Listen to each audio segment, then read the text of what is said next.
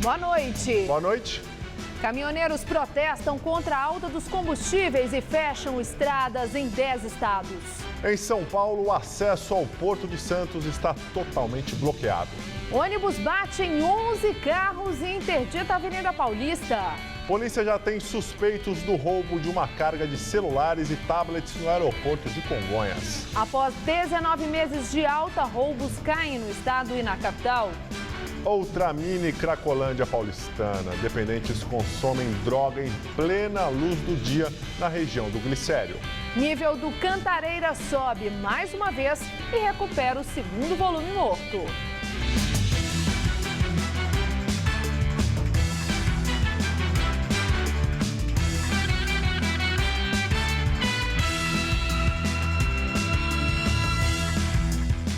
Acidente com ônibus e 11 carros interdita a Avenida Paulista por 5 horas. A polícia, o motorista do ônibus que causou a colisão, disse que perdeu o controle dos freios na saída do túnel da Avenida Doutor Arnaldo.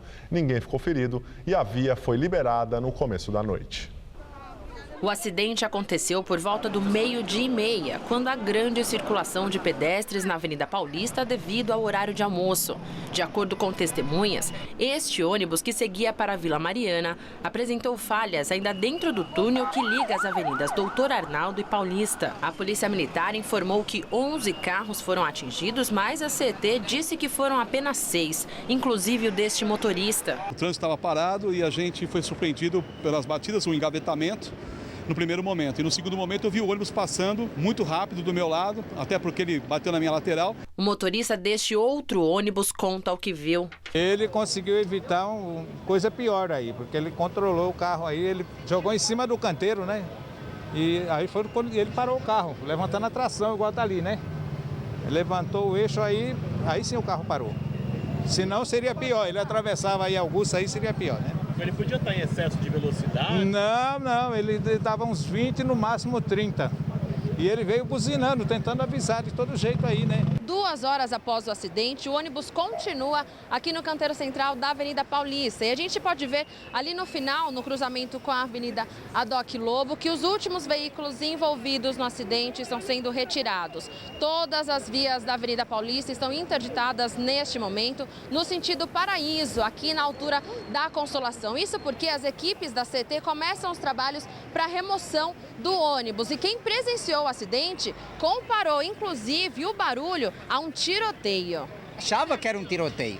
Começou dentro do túnel, né? Aí começou aquele barulho. Quando a gente olhou, o ônibus estava desgovernado e batendo e jogando os carros, um para cima do outro. O pessoal ficou apavorado, né? Porque vê um negócio desse daqui, com medo de o ônibus vir em cima, né? Mas graças a Deus ele conseguiu tirar o carro para lá. Aqui dentro foi em paz, graças a Deus. Os agentes da CET tiveram dificuldades e precisaram acionar outro guincho para finalizar o serviço. Somente no início da noite o veículo foi completamente retirado e a via desbloqueada. Polícia identifica 3 suspeitos de integrar uma quadrilha que invadiu o setor de cargas da TAM, no aeroporto de Congonhas. O bando levou um carregamento de celulares e tablets. O roubo aconteceu na madrugada de ontem. Parte da carga, que seria distribuída para várias regiões do país, foi localizada numa favela da zona sul da cidade. Ainda estava amanhecendo quando os bandidos chegaram com um caminhão-baú que entra de ré no pátio do setor de cargas. Seguranças e funcionários rendidos são confinados na guarita. 12 minutos depois, o caminhão sai acelerando, ainda com a porta do baú aberta. Um vigilante teria avisado a polícia, o que fez com que os bandidos saíssem às pressas, possivelmente sem roubar tudo o que queriam. Mesmo assim, a quadrilha conseguiu levar uma carga de celulares e tablets avaliada em R$800 mil. Ontem à noite, a polícia recuperou, numa favela da Zona Sul, parte do que foi roubado e apreendeu um carro usado na fuga que pertence a um dos ladrões. Para a polícia, 13 homens participaram da ação. 3 já foram identificados. São foragidos da justiça, condenados por roubo de carga e sequestro. Funcionários do setor de cargas da TAM estão sendo interrogados na investigação para descobrir como os bandidos conheciam tantos detalhes sobre o carregamento. Eu acredito que eles tiveram informações de dentro para fora da empresa, né? Porque eles sabiam que estavam procurando, sabiam a hora que chegava o avião, eles tinham noção do que queriam, né? E os passos deles também foram assim certeiros onde eles queriam pegar a mercadoria. Provavelmente funcionários ou terceirizados da empresa que trabalha muita gente que sabia dessa informação, dessa carga, né? São Paulo registra pela primeira vez queda no número de roubos após 19 meses seguidos com alta nesse tipo de crime. Esse e outros dados de violência deste início de 2015 foram divulgados hoje pela Secretaria Estadual da Segurança Pública. O balanço mostra um alívio da criminalidade no estado de São Paulo. As estatísticas compararam os números de 2014 com o primeiro mês de 2015. O resultado foi uma redução no número de ocorrências de roubos, furtos e latrocínios. O governo comemorou também uma marca histórica no índice de homicídios. Pela primeira vez, o número de assassinatos ficou abaixo dos 2 dígitos, conforme taxa recomendada pelas Nações Unidas. Em janeiro, foram registrados 9,85 homicídios a cada 100 mil habitantes. Já 2014 terminou com o índice em 10,06, o valor mais baixo da história para um ano todo. Outro dado positivo anunciado pelo governo é que após 19 meses seguidos de alta nos roubos, tanto no estado quanto na capital, São Paulo registrou queda nos números em janeiro. O índice subia desde junho de 2013 e agora teve redução de 4% no estado e cerca de 1% na capital. Ainda assim, os números da violência são altos. Foram quase 26 mil roubos no estado, ante 27 mil em janeiro de 2014. Já na capital, foram 228 casos a menos agora. Os dados também apontam queda no número de roubo a veículos, pelo 8º mês seguido. 19% a menos no estado e na capital, mais de 20% de redução. A Indonésia está reconsiderando a compra de aviões militares do Brasil em meio à discussão sobre a execução de mais um brasileiro por tráfico de drogas. Além dos 16 aviões Super Tucano fabricados pela Embraer, a Indonésia pode cancelar a encomenda de lançadores de foguetes. As tensões diplomáticas crescem e o presidente indonésio adverte que não aceita interferência na soberania de seu país. O presidente da Indonésia, Joko Widodo, disse que as execuções planejadas de 11 condenados à morte por tráfico de drogas, incluindo um brasileiro, não serão adiadas. Widodo disse ter recebido telefonemas dos líderes do Brasil, França e Holanda sobre a pena de morte, mas alertou que os países estrangeiros não podem interferir no direito da Indonésia de usar a pena capital e advertiu que é poder soberano de seu país exercer a lei. O brasileiro Rodrigo Goulart está no segundo grupo de 11 presos que aguardam para serem executados. No mês passado, aconteceu a execução de Marcos Archer e pouco depois o Brasil chamou de volta o embaixador em Jacarta. Na semana passada, a presidente Dilma Rousseff cancelou o recebimento da credencial diplomática do novo embaixador da Indonésia e Jacarta chamou o diplomata de volta em protesto. E o ministro da Defesa, Jacques Wagner, afirmou que a crise com a Indonésia será superada no médio prazo. Wagner diz acreditar que o mal-estar não vai atingir a compra de aviões. Ministério Público Federal apresenta nova denúncia contra o ex-diretor da Petrobras, Nestor Cerveró, e o lobista Fernando Baiano. Presos na Operação Lava Jato da Polícia Federal por suspeita de envolvimento no esquema de corrupção na Petrobras, Nestor Cerveró e Fernando Baiano são acusados de formação de quadrilha e lavagem de dinheiro.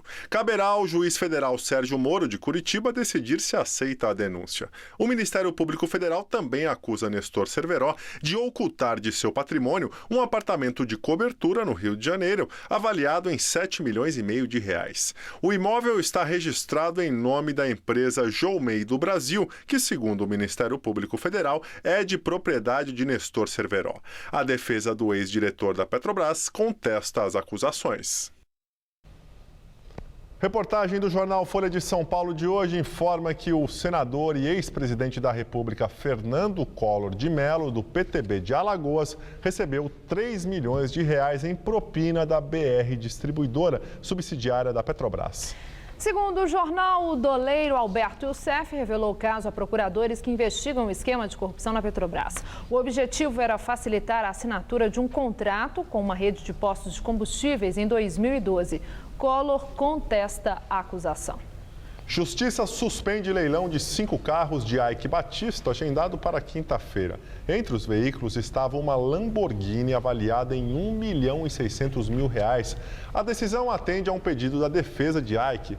A decisão vale até que o mandado de segurança seja julgado pelos desembargadores. O leilão havia sido agendado pelo juiz federal Flávio Roberto de Souza, que está à frente de 2 ações penais nas quais Eike é réu por crimes contra o mercado financeiro. O juiz está sendo investigado pela Corregedoria Regional da Justiça Federal por ter usado um dos carros apreendidos, um Porsche, como mostrou a reportagem do Jornal Extra. Ele pediu autorização ao Detran para que 2 carros que pertenciam ao empresário passassem a ser utilizados pela Justiça Federal.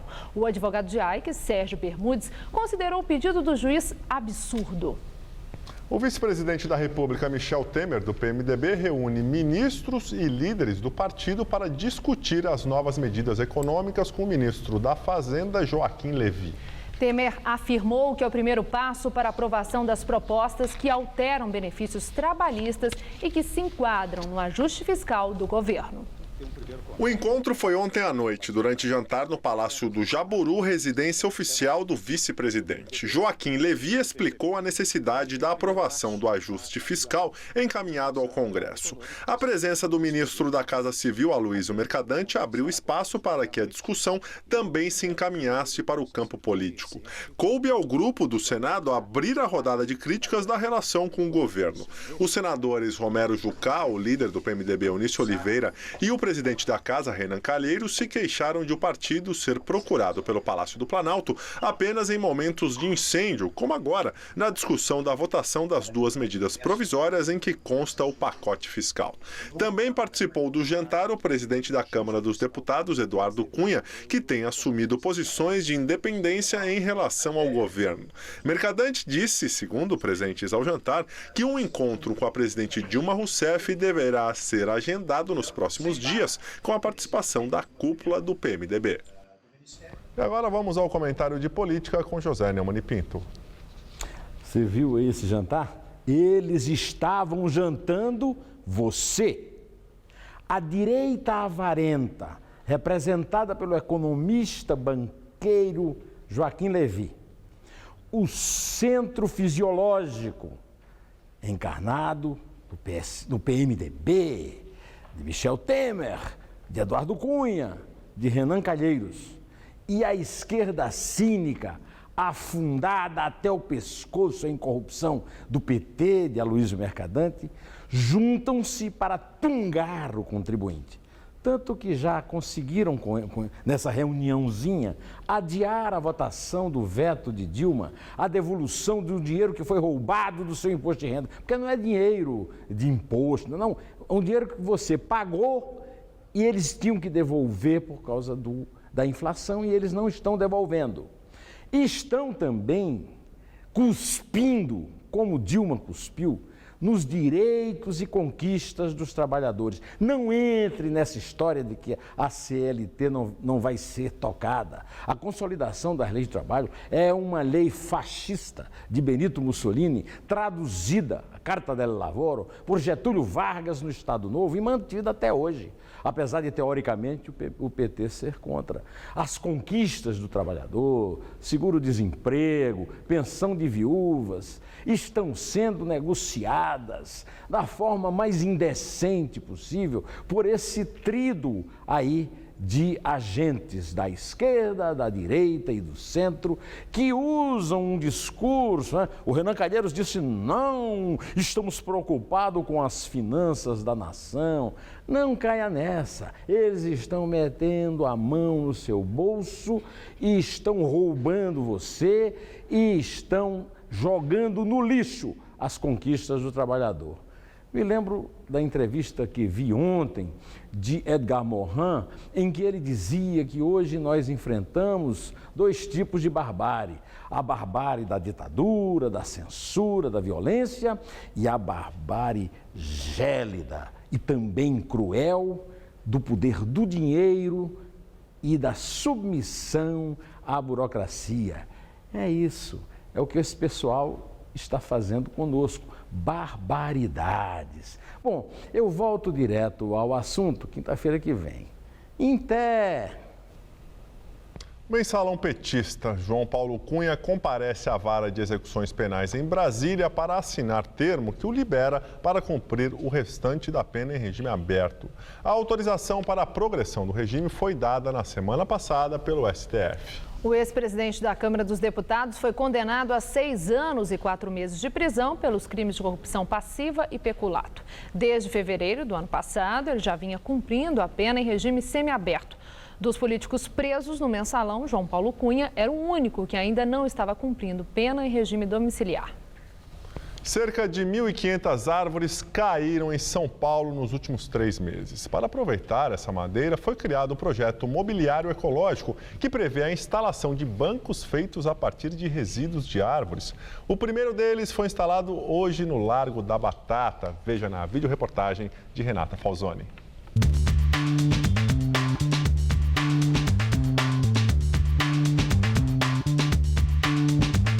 Uma escultura, uma obra de arte, um banco, um enfeite, uma árvore? Eu imagino que seja uma escultura criada pela natureza. É um troco de uma madeira, não? Muito bonito, nunca tinha visto uma coisa dessa. Eu acho que é um enfeite, um banco enfeitado, vamos dizer assim. Eu acho que é uma árvore inteira que foi esculpida, não foi montada, né? Esse daqui já foi um eucalipto lá do Parque do Ibirapuera, que morreu. Uma vez tombado, virou esta escultura. É um eco-imobiliário urbano. Reaproveitamento de resíduos arbóreos. Um trabalho inédito. O que eu proponho, não só para a cidade de São Paulo, mas para as grandes cidades de uma maneira geral, é viabilizar um projeto de aproveitamento desse resíduo lenhoso urbano, que é super importante, e devolvermos para as cidades e para o convívio humano de uma forma sustentável, com design e com esse conceito sustentável bastante evidente.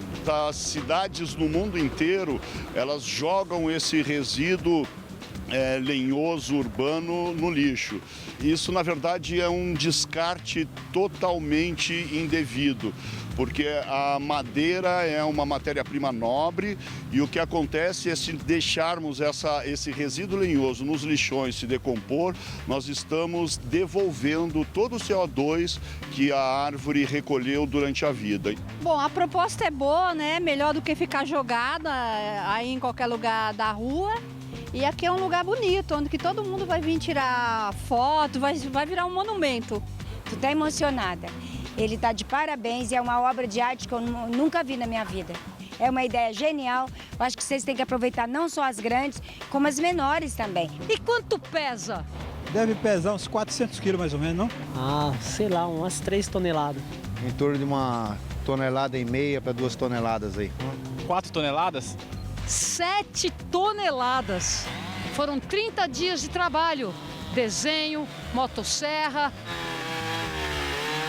E o transporte foi uma aventura à parte. Afinal, trazer 7 toneladas de uma escultura de dentro do bosque do Ibirapuera para aqui no Largo da Batata é trabalho para profissionais. Nós começamos essa operação lá em torno das 10 horas da noite de ontem e viemos acabar de locar aqui às 4 horas da manhã. Gostou? Gostei, é bonito. Sempre que eu passar aqui na hora de almoço, eu vou sentar um pouquinho. Se a ideia é pegar, é melhor do que serrar e deixar por aí jogada. E embelezou a praça aqui, viu?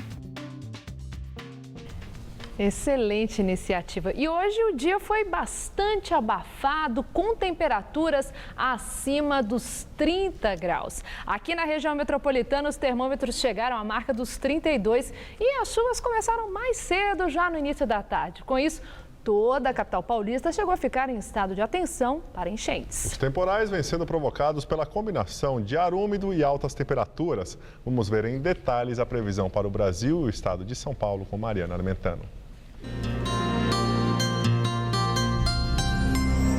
O tempo vai continuar abafado e com chuvas nesta quarta-feira em todas as regiões do país e as temperaturas disparam ainda mais. O dia começa quente e ensolarado em todas as capitais. À tarde, os termômetros chegam a marcar 34 graus em Cuiabá, 31 em Porto Alegre e em Salvador e 36 graus no Rio de Janeiro. O sol predomina na maior parte do dia, mas a partir da tarde estão previstas pancadas de chuva de verão rápidas e isoladas em praticamente todas as regiões. E elas podem ser fortes, principalmente na região norte, no litoral leste do Nordeste, aqui no Sudeste e também na região sul, por onde avança uma nova frente fria. Vamos aos detalhes da previsão para São Paulo agora. Nesta quarta-feira, a presença de uma grande massa de ar quente deixa o tempo aberto com sol forte e calor de mais de 30 graus em todas as regiões paulistas. Mas já entre o meio da tarde e o começo da noite, ocorrem pancadas isoladas de chuva que podem ser fortes. Na Grande São Paulo, essas chuvas fortes associadas ao calor estão previstas para todos os dias desta semana. Amanhã, aqui na capital, os termômetros batem na casa dos 32 graus. Na quinta-feira, ainda há previsão de chuva e máxima de 30 graus. E na sexta, temperaturas entre 20 e 31 graus. Protestos de caminhoneiros bloqueiam estradas em pelo menos 10 estados. Aqui em São Paulo, os manifestantes fecharam o acesso ao Porto de Santos. Os caminhoneiros estão parando os veículos na rodovia Anchieta, antes de um viaduto que dá acesso ao porto, e convencendo os outros motoristas a aderirem à paralisação. Ainda não há estimativa de quantos caminhões deixaram de acessar o porto. A pista está totalmente parada no quilômetro 64. Os veículos de passeio estão passando pelo acostamento. As manifestações dos caminhoneiros começaram no Paraná, na sexta-feira, e se espalharam pelo país. Ontem, 7 estados registravam interdições. Hoje, o número subiu para 10, com bloqueios em São Paulo, Bahia, Ceará, Mato Grosso do Sul, Minas Gerais, Paraná, Piauí, Santa Catarina e Rio Grande do Sul. As manifestações são motivadas pelos aumentos dos preços do diesel, dos pedágios e do IPVA. A categoria reivindica a valorização dos fretes e também protesta contra o governo federal e a corrupção. No Paraná e em Santa Catarina, as estradas bloqueadas prejudicam a produção e distribuição de alimentos. Em algumas cidades, faltam ingredientes para preparar a ração dos animais. O abastecimento de combustíveis também foi afetado e a coleta de leite e o abate de animais foram interrompidos. Já em Minas Gerais, a produção de veículos foi reduzida pelo segundo dia consecutivo.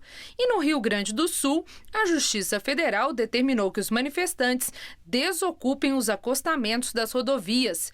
Ministros se reuniram hoje à tarde em Brasília para discutir e analisar os protestos e as reivindicações da categoria. Economia prévia da inflação oficial do país registra forte alta de 1,33% em fevereiro. É a maior elevação desde 2003, quando o IPC 15 começou a ser pesquisado. Os setores de educação e energia causaram maior impacto neste mês. Segundo o IBGE, o índice de preços ao consumidor amplo 15, acumulado em 12 meses, é de 7,36%, também o mais alto em 12 anos. Déficit das contas externas brasileiras atinge 10 bilhões e 600 milhões de dólares em janeiro. A informação foi divulgada hoje pelo Banco Central. O resultado foi influenciado pelo elevado déficit na balança comercial. O valor deste ano está abaixo do verificado no mesmo período de 2013 e 2014, quando o resultado negativo superou 11 bilhões de dólares. Homem de 60 anos abre fogo dentro de um restaurante na República Tcheca. Ele disparou mais de 25 vezes, matou 7 pessoas e cometeu suicídio. O agressor seria um morador da cidade que fica perto da fronteira com a Eslováquia. Pouco antes de ir ao restaurante, o homem telefonou para a televisão local anunciando que ia fazer o ataque e disse que era vítima de bullying e que as autoridades não resolviam nada. Por isso, ele iria cobrar a conta. O apresentador do programa chegou a ligar para a emergência, mas não houve tempo de impedir o massacre. A adolescente de 14 anos morre durante protesto na cidade de San Cristóbal, na Venezuela. O menino foi atingido por um tiro na cabeça durante confronto entre policiais e estudantes. A bala teria saído de uma arma da Guarda Nacional Bolivariana. Os protestos foram motivados pela crise econômica no país e pela prisão do prefeito de Caracas, o oposicionista Antônio Ledesma. Em nota divulgada agora no começo da noite, o Ministério das Relações Exteriores do Brasil afirma que o governo acompanha com grande preocupação os acontecimentos na Venezuela e que são motivos de crescente atenção medidas tomadas nos últimos dias que afetam diretamente partidos políticos e representantes democraticamente eleitos, assim como iniciativas que tendem a abreviar o mandato do presidente Nicolás Maduro. E agora vamos ao comentário de política internacional com João Batista Natália. A Venezuela não é só um país em crise, já é um país em transição para a troca do presidente Nicolás Maduro. É uma questão de tempo. Eu espero sinceramente que ele não seja deposto pelo exército. A inflação é de 70%. Agravou-se a falta de alimentos e remédios. O preço do petróleo caiu pela metade e o governo não tem como financiar as importações. A taxa de aprovação de Maduro é de apenas 20%. A oposição deve conquistar a maioria do parlamento nas eleições do segundo semestre. Mas antes disso, ela quer um referendo revogatório. Pela Constituição, isso só pode acontecer quando Maduro chegar à metade do mandato no ano que vem. E não é uma votação, é um abaixo-assinado. Tentaram fazer isso contra o falecido Hugo Chávez e o governo respondeu pesado. Tirou eleitores de oposição do cadastro das moradias populares e até do Bolsa Família. A oposição está agora muito mais unida. Ela não quer que algum grupo de militares maluco dê um golpe de Estado. 2 líderes da oposição estão presos. Leopoldo Lopes foi preso há 1 ano e o prefeito de Caracas, Antônio Ledesma, foi preso na semana passada. Está ainda solto Henrique Capriles, um moderado que no ano passado disputou a presidência com Maduro. Mas o grupo não conseguirá nada sozinho. Precisa de uma intermediação internacional. A Colômbia e o Chile topariam negociar a transição. Brasil, Uruguai e Argentina apoiam o regime bolivariano e continuam fechados com Maduro. Os Estados Unidos se fazem de morto porque Maduro, dia sim, dia não, acusa Barack Obama de patrocinar um golpe contra ele. Enquanto isso, o governo não se intimida com a oposição. Invadiu ontem a sede de um partido em Caracas. Se a oposição sair às ruas, ela enfrentará as milícias do governo. Já aconteceu no ano passado e morreram mais de 80. É preciso agora uma solução negociada para que a Venezuela não corra o risco de uma guerra civil. É assim que o mundo gira. Boa noite. Na Califórnia, um caminhão colidiu com um trem de passageiros e deixou ao menos 30 pessoas feridas. O acidente ocorreu por volta das 6 da manhã, a 120 quilômetros de Los Angeles. 3 vagões foram derrubados. O motorista do caminhão que bateu no vagão fugiu, mas foi pego pela polícia. Este é o 3º acidente no sistema de trens nas redondezas de Los Angeles em 10 anos.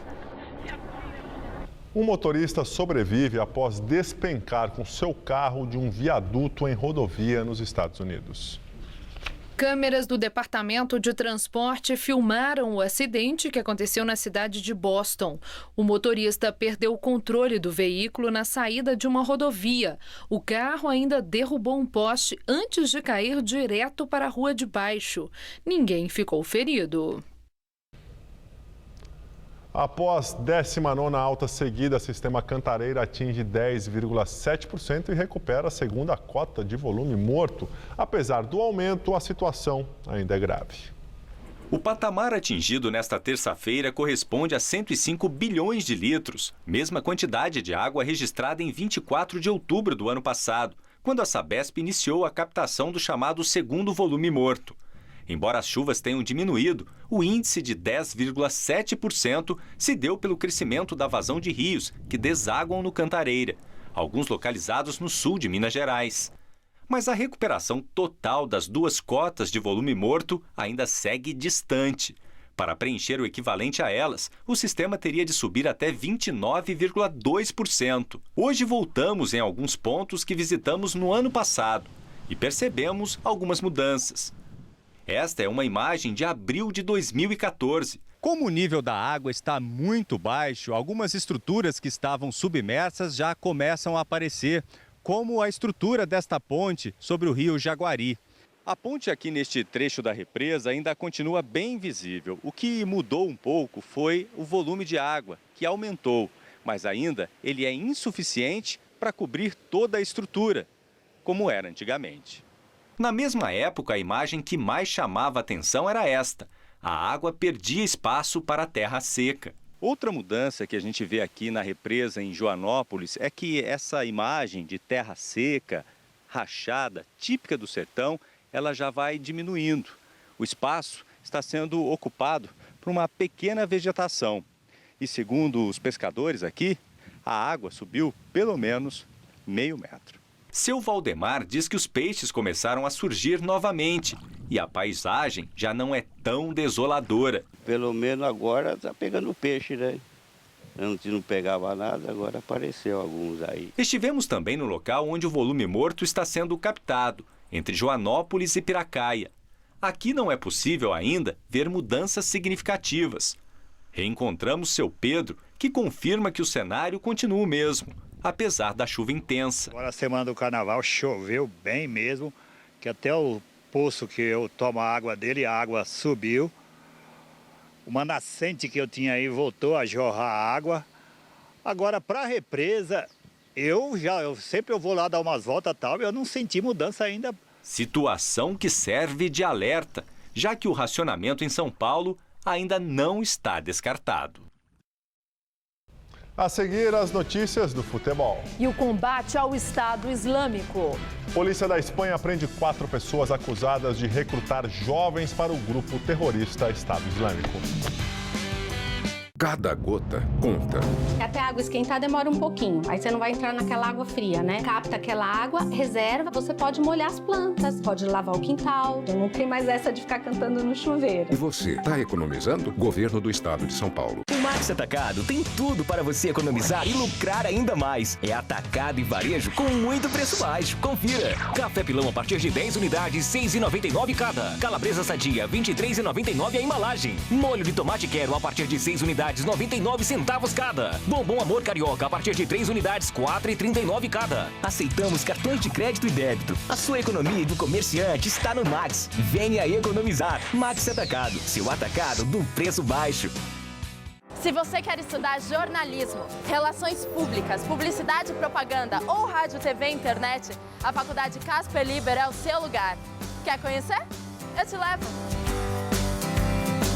Aqui a gente aprende na sala de aula e também em laboratórios de rádio, fotografia, edição de imagens e estúdios de TV.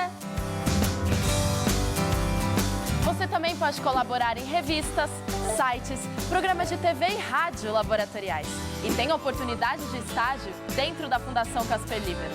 São mais de 60 anos de tradição numa localização incrível. Faculdade Casper Libero, formando os melhores profissionais da comunicação. Quer saber mais? Acesse nosso site.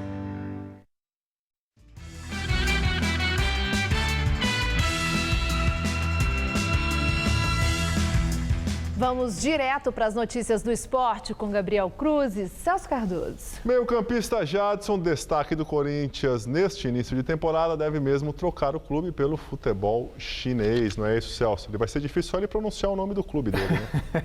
O Jiangsu Shanxi pagará cerca de 16 milhões e 300 mil reais relativos à multa rescisória para ficar em definitivo com o atleta que realmente tem feito a diferença no time.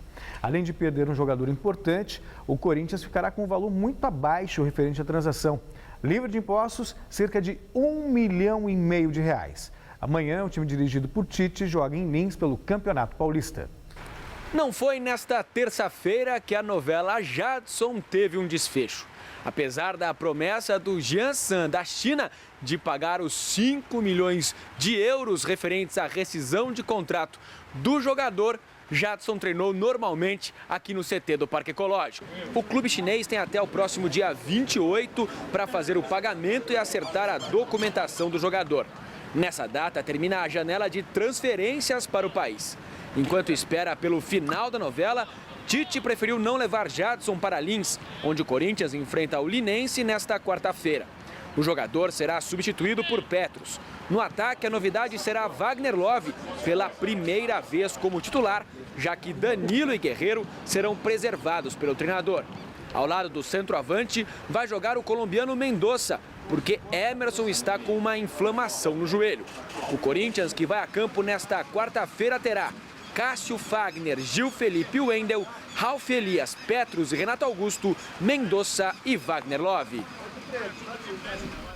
Ô Celso, o Jadson não foi muito bem no São Paulo, no Corinthians no ano passado também não estava vindo muito bem. Agora, nessa temporada, nos primeiros jogos, ele está correspondendo. Será que o Corinthians quer aproveitar justamente esse bom momento para vender ele? Acho que nem tem muito interesse do Corinthians em vender, Gabriel. É mais o interesse do jogador e dos empresários, que o Corinthians vai ficar com uma parcela muito pequena. Quer dizer, R$1,5 milhão para um jogador do quilate do Jadson é muito pouco dinheiro. Ainda mais um jogador que se ajustou ao time, Mas né? o Corinthians podia fazer uma proposta e realizar um contrato. E esse foi o pecado, talvez, do... até por isso que o Jadson realmente esteja forçando a barra para ir para o futebol chinês. Esperava um reconhecimento do Corinthians, um chamamento para discutir uma renovação, de repente melhorar o salário. Veja só a situação do Tite. Tinha o Lodeiro como meio-campista uruguaio como titular.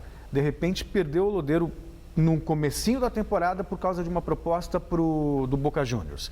Aí saiu o Lodeiro, o Jadson entrou no time, entrou bem e agora também o Corinthians perde o Jadson. Quer dizer, são dois meias de muita qualidade e que o Corinthians não tem mais no elenco para repor. O Petros pode jogar como titular? Sim, pode, mas ele tem uma característica muito mais de marcação do que de criação. Então o Tite perde qualidade, com certeza. Mas só o Jadson sai no final do semestre. Não, sairia agora. Sairia agora já. Sairia agora. E o São Paulo está focado na Libertadores da América. Depois de perder para o Corinthians, na estreia, a ordem é derrotar o Danúbio, campeão uruguaio, para permanecer com chances de classificação no chamado Grupo da Morte, que também conta com o vencedor da última Libertadores, o San Lorenzo da Argentina, o time do Papa. Hoje aconteceu o último treino e a última entrevista coletiva antes da partida. O Danúbio é um time uruguaio. Tenho certeza que vai vir, eu acho, retrancado para sair no contra-ataque, porque tem jogadores que podem fazer isso. Tem o Gonçalves, que é muito bom. Eu assisti o jogo contra o São Lourenço, é um time que pressionou bastante, conseguiu fazer um gol e depois tomou a virada, mas nós temos que deixar isso para lá e nós temos que pensar no nosso trabalho que a gente vem fazendo, mas tenho certeza que vai ser um jogo muito difícil. Eu acho que o essencial vai ser a torcida nos ajudando para que nos motive cada vez mais, para que a gente, nesse jogo principal, a gente consiga um grande jogo. O Danúbio já está na capital paulista para o jogo de amanhã contra o São Paulo pela Libertadores. O time uruguaio, derrotado na estreia pelo São Lourenço, chegou com a esperança de derrubar a favorita equipe brasileira. Chega ao Brasil o Danúbio, time conhecido no Uruguai como a Universidade do Futebol. Historicamente, sempre o clube foi O técnico Leonardo Ramos conta que, historicamente, alguns dos grandes jogadores do futebol uruguaio foram revelados pelo clube. E é este o motivo do apelido.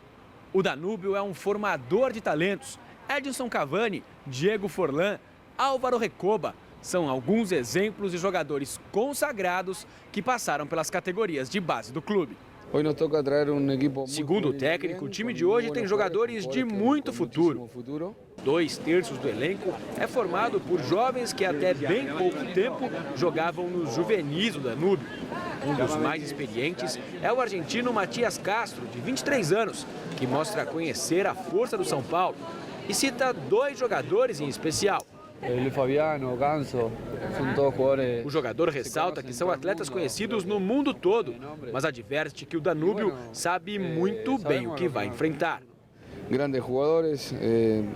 Por caso um só jogador, hoje estávamos mirando. O técnico Leonardo Ramos lembra que um jogador titular do São Paulo ganha mais do que todo o elenco do Danúbio junto. Habla por si solo lo que são os jogadores de São Paulo, né? Mas isso não quer dizer que os uruguaios vieram ao Brasil a passeio. Depois da derrota na estreia para o São Lourenço, o Danúbio quer surpreender contra o São Paulo. Dentro de campo, não tem essa de nome ou fama. Lá dentro são 11 contra 11, garante Matias Castro. Ô Celso, por ser considerado o time mais fraco do grupo, quem perder pontos para o Danúbio se complica no grupo, né? Se complica e tem uma outra coisa. Obviamente, em termos técnicos, o São Paulo é muito superior ao Danúbio. Eu pude acompanhar a partida de estreia do Danúbio contra o São Lourenço. Não é time que apresenta um bom plano tático, qualidade com a bola nos pés, mas é um time muito aguerrido. Isso faz parte do futebol uruguaio, né? Essa raça, essa vontade. E muitas vezes, essa raça, essa vontade acaba compensando a limitação técnica. E joga, teoricamente, sem pressão, né? Sem pressão. A pressão está toda sobre o São Paulo. Aquela derrota por 2-0 para o Corinthians na estreia vai ser levada para o Morumbi, não tem como. A torcida são paulina, já no final de semana, pelo Campeonato Paulista, gritava: é quarta-feira, é quarta-feira. Isso cria uma situação de tensão e também de ansiedade para os jogadores, porque eles sabem, se houver um tropeço diante do Danúbio amanhã, o São Paulo corre sério risco de ser eliminado da Libertadores América ainda na primeira fase. Até um empate é um mau resultado do São Paulo. Até um empate é um mau resultado. E a novidade, o Pato, né? O Pato não pôde jogar contra o Corinthians por questões contratuais. É um jogador que também apresenta uma regularidade muito grande, mas vive um bom momento. É artilheiro do Campeonato Paulista, tem aí nova chance como titular agora na Libertadores. 4 partidas serão realizadas nesta terça-feira pela Libertadores. O Huracan recebe neste momento em Buenos Aires o Mineiros de Guajiana, da Venezuela. Em Avejaneda, também em Buenos Aires, o Racing enfrenta o Guarani do Paraguai às 9h15. 2 partidas começam às 11h30. Em Lima, no Peru, o Sporting Cristal encara o Deportivo Táchira. Em Guayaquil, no Equador, tem Emelec e The Strongest da Bolívia. E pela Liga dos Campeões da Europa, hoje à tarde, 2 jogos pelas oitavas de final. Tivemos uma vitória do Barcelona na Inglaterra sobre o Manchester City por 2-1. 2 gols do Luis Soares, uruguaio. O Messi perdeu um pênalti aos 47 do segundo tempo. Mesmo placar da vitória da Juventus sobre o Borussia Dortmund em Turim, na Itália, também por 2-1. Carlitos Tevez também foi à rede. O Comitê Olímpico Internacional faz nesta semana mais uma visita ao Rio de Janeiro para vistoriar o andamento das obras para 2016. E um ponto ainda preocupante é a limpeza das águas da Baía da Guanabara. Ontem pela manhã, o ministro do Esporte, Jorge Hilton, o prefeito do Rio de Janeiro, Eduardo Paes, e o governador Luiz Fernando Pezão realizaram uma reunião com os membros da Comissão de Coordenação do Comitê Olímpico Internacional num hotel da Zona Sul do Rio. Entre os diversos assuntos em pauta, a despoluição da Baía de Guanabara é sempre o mais polêmico e alarmante. O local vai receber as provas de vela em 2016 e preocupa os atletas olímpicos pela quantidade de lixo flutuante. No ano passado, biólogos afirmaram que os rios que desembocam na baía contêm uma bactéria resistente a antibióticos que pode causar infecções urinárias, intestinais e pulmonares. Para piorar, há 528 dias dos Jogos Olímpicos, o governador Pezão anunciou que a meta de saneamento inicial não deve ser atingida. Nós temos um compromisso de 80% que a gente quer realizar. Se não ficar pronto, o importante é que a gente já saiu de 17 para 49. Então, foram 32% que a gente aumentou. A gente vamos perseguir chegar a 80%. O Celso, o Brasil foi definido como sede dos Jogos Olímpicos quando? Ano passado? Pois é. E o curioso é que eles querem sediar Jogos Olímpicos, querem fazer Copa do Mundo para vender uma imagem positiva do Brasil. Aí você está a 500 dias dos Jogos, ou seja, pouco mais de um ano, e essas imagens de lixo boiando num espaço que deveria ter atleta. Quer dizer, já deveria estar limpo. Então, é de uma irresponsabilidade, de um descaso fora do comum. E a imagem do Brasil, mais uma vez, arranhada lá fora. Na Copa do Mundo, é verdade também, havia uma expectativa de caos. E a Copa do Mundo acabou, dentro do que a gente esperava, sendo um sucesso. Que os Jogos Olímpicos também no Rio de Janeiro possa, reverter esse tipo de situação, porque a imagem do Brasil lá fora, com a que a gente acabou de ver, é muito triste, é muito triste. Uma pena. As duas próximas edições da Copa do Mundo de Futebol já geram polêmica. Se na Rússia, em 2018, o valor das obras causa desconfiança para o Mundial do Catar em 2022, a data da realização da competição é um assunto controverso. E após um longo estudo, veja só, a FIFA oficializou a proposta de realizar a primeira Copa no Oriente Médio nos meses de novembro e dezembro. E a repercussão foi imediata. Após 6 meses de estudos, a FIFA está muito perto de anunciar a mudança da Copa de 2022 do Catar para o inverno. Desde a primeira edição, em 1930, o Mundial é realizado no meio do ano. Mas o grupo de trabalho da entidade concluiu que a alteração no calendário é a melhor saída para evitar as altas temperaturas do verão no Oriente Médio. A proposta foi oficializada nesta manhã, após uma reunião na cidade de Doha, mas poderá ser aprovada pelo Comitê Executivo da FIFA nos dias 19 e 20 de março, quando acontece um novo encontro em Zurique, na Suíça. A recomendação é para novembro e dezembro, mas essa é uma opção entre outras. Algumas pessoas têm certas preocupações e qualquer decisão que você tomar, as pessoas vão questionar. É preciso pensar no melhor para todos. De acordo com a FIFA, as 6 confederações continentais aprovaram a ideia, inclusive a UEFA. Mas os clubes europeus seriam os mais prejudicados com a alteração da data. A recomendação da força-tarefa da FIFA não é uma surpresa, pelo contrário, já era esperada. Para a comunidade do futebol, a mudança na data da Copa do Catar representa uma dificuldade e um desafio. Todos os campeonatos do mundo terão que ser ajustados ao calendário de 2022 e 2023, o que vai exigir um comprometimento geral. Além da mudança para novembro e dezembro, o grupo de força-tarefa da FIFA também propôs uma redução na duração da Copa, para menos de um mês. Ô Celso, tudo bem, mexe no calendário, mas tem 6 anos para acertar isso. Será que é tão complicado assim? Não tem outros problemas na Copa do Catar mais importantes? É que todos esses campeonatos são vendidos, né? Quer dizer, tem toda uma estrutura montada. Mas, obviamente, a Copa do Mundo é o principal evento do futebol. Então, e o curioso é a FIFA não ter pensado, antes de escolher o Catar, que não dá para você jogar a Copa do Mundo em pleno verão.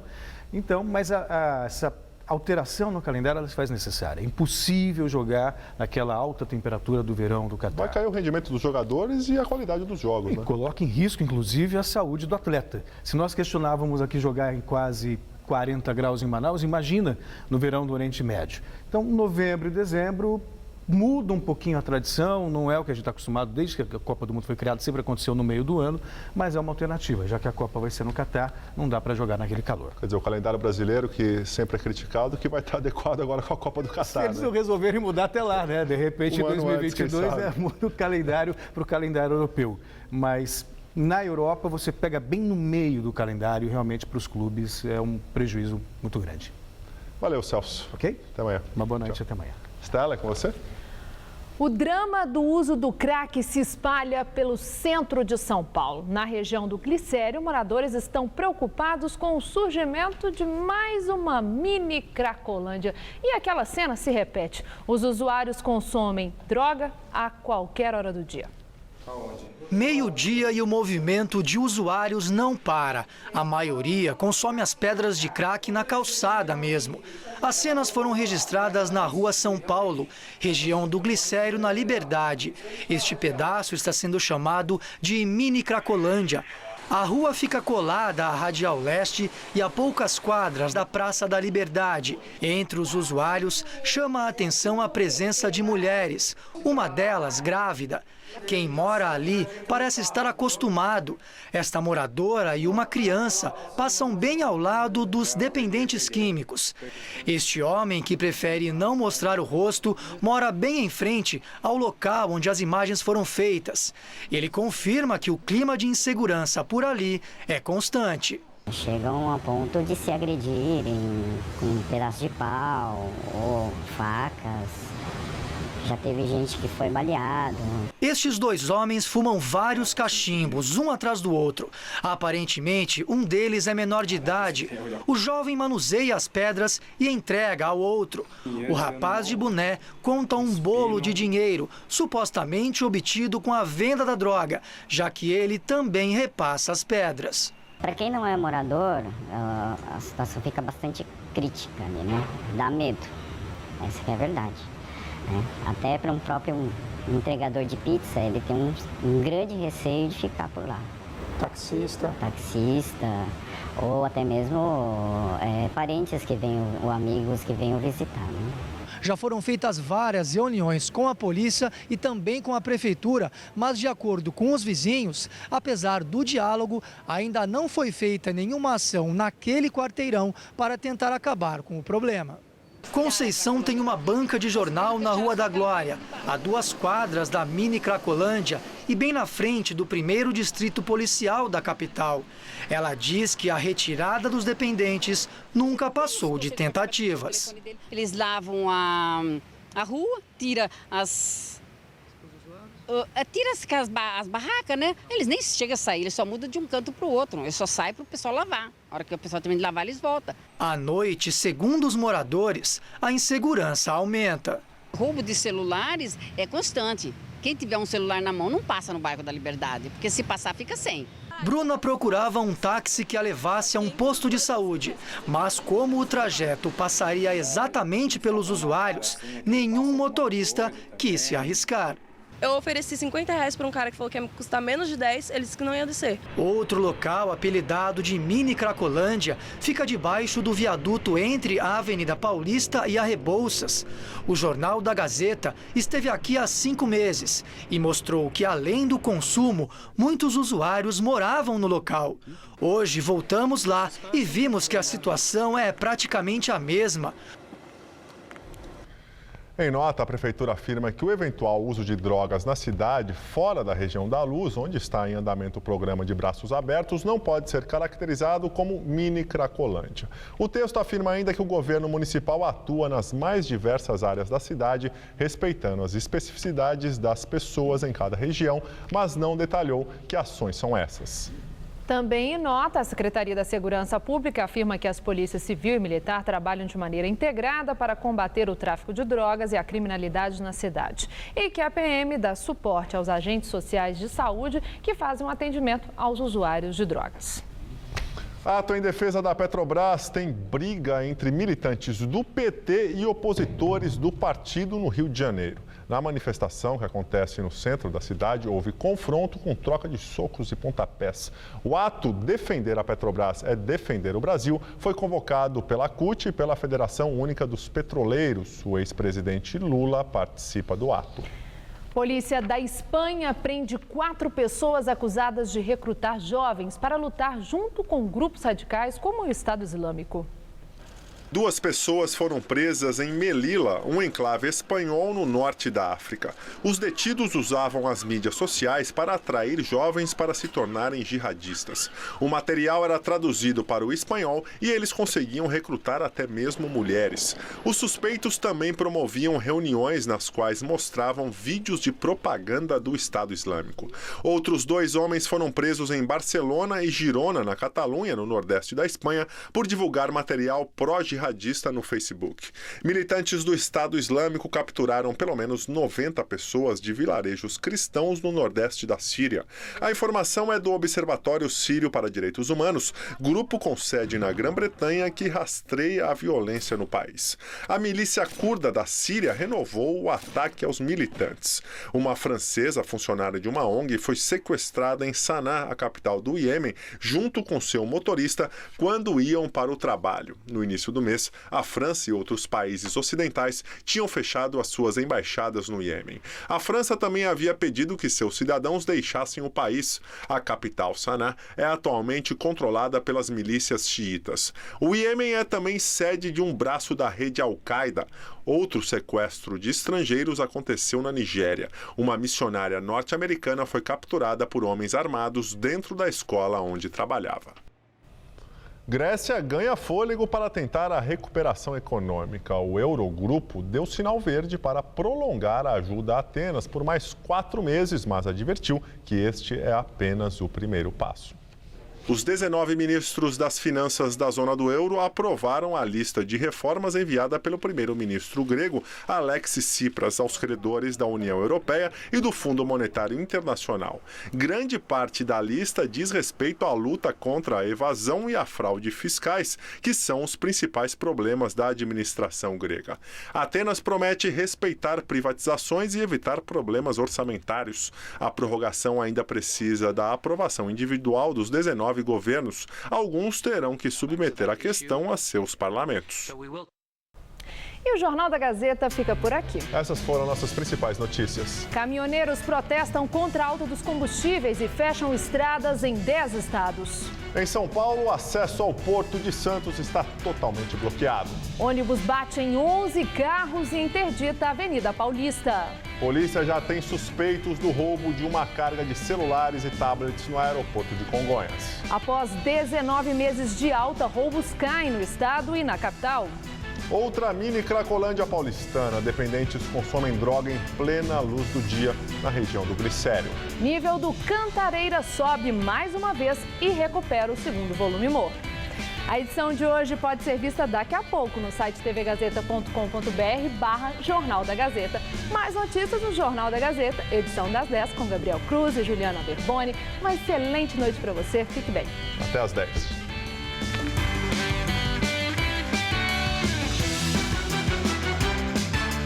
Conheça os artistas que vivem das suas obras no último episódio de Arte na Rua. Hoje, 11h30 da noite.